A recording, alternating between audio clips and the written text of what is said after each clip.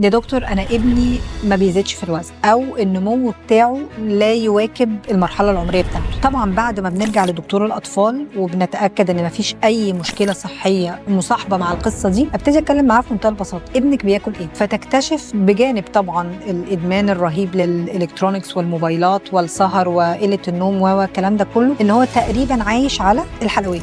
دايما أغلب الأكل يا إما شيبسي يا بيبسي، يا حلويات يا بسكتس، يا إما الوجبات الجاهزة بتعتبر زي ما بنسميها كده امتي كالوريز او وجبات فاضيه. هو بياكل مجرد طعم ليس اكثر ولا اقل، لكن هل هي مفيده؟ لا بالعكس، دي ممكن تاذيه بابسط حاجه. بعد كده بطلب منها مثلا تحاليل او حاجه زي كده، تبص تلاقي الطفل غالبا بيبقى عنده انيميا، غالبا بيبقى عنده مشكله في عسر هضم او الباول هابتس، او يا اما امساك يا اما اسهال. الدنيا كلها ما بتبقاش مظبوطه في احسن حاجه، وده بيبقى ناتج مني من سوء التغذيه نتيجه الاكل بطريقه خاطئه. المركز الطبي للمقاولون العرب، خبره، ثقه، تميز.